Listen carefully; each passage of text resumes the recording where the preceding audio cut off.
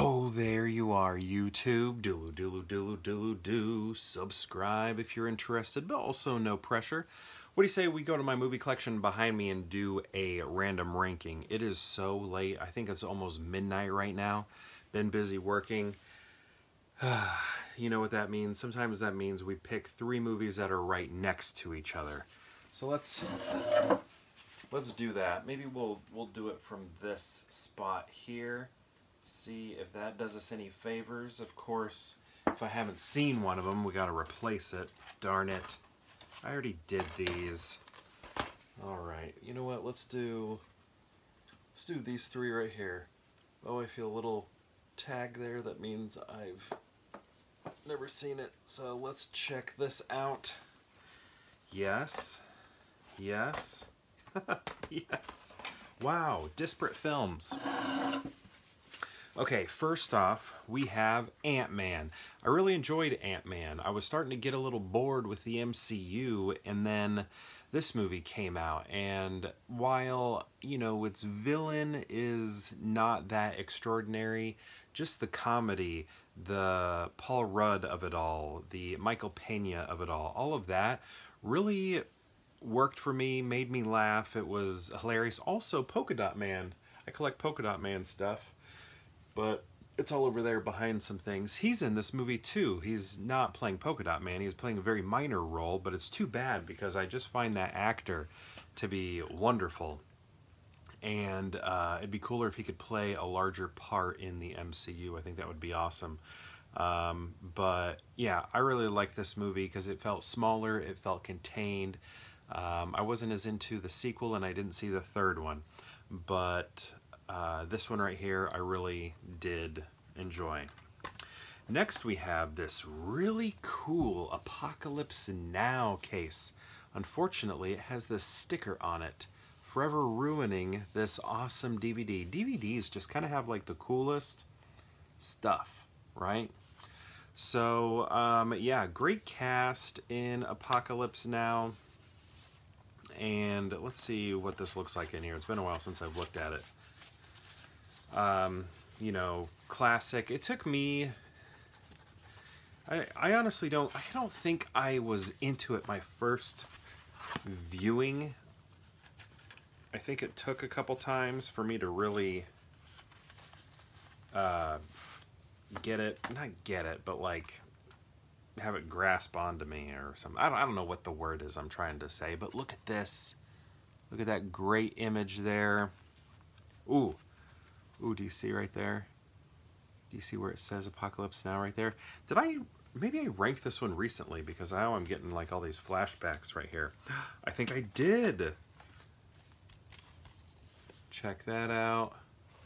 Because the reason I say that, and maybe this was a different movie, but I picked up a bunch of movies from Disc Replay and found some like newspaper articles and stuff in them. Like I have more than one of these. And this one here, actor in Apocalypse Now. And yeah, Sam Bottoms made his screen debut as a teenager in 1971. Yeah, in the Chicago Tribune. So yeah, whoever like had this collection had all of these really cool like newspaper clippings, and I have a few in my collection. And I just, when I got home is when I discovered them, and I was like, oh wow, this is cool. So they were a film fan who not only loved movies, but also sort of the stories behind them and articles written about them, and then they included them in, why can't I get this in here? Included them into the packaging here, which I've always thought that was really cool. And serendipitously, I have a few of them from whoever that person was. So yeah, anyway. Next we have one of my favorite movies of all time, the 5th favorite movie, and that is Apollo 13. This is my 5th favorite movie of all time. Sometimes I think about moving it to number 6 and raising Ghostbusters up to number 5. gosh, sometimes I want to move Ghostbusters to like number 2. I don't know. Ghostbusters, I have so much trouble with. Sometimes I want it to be number 2. I don't know. But anyway, we're talking about Apollo 13 right here. This movie is fantastic. I love it. It's not fantastic. It's great. It's not fantastical because it's real. This is not fantasy. Well, it's not a documentary, but you know what I mean. Based on a true story. We have an amazing cast here. Gary Sinise is in it, and Tom Hanks. What do we know them from? We know them from Forrest Gump, but we also know them from this, Apollo 13. Kevin Bacon, Bill Paxton. I mean, come on. It's so good. I love that no matter how many times I watch this, it's still... was thrilling the right word?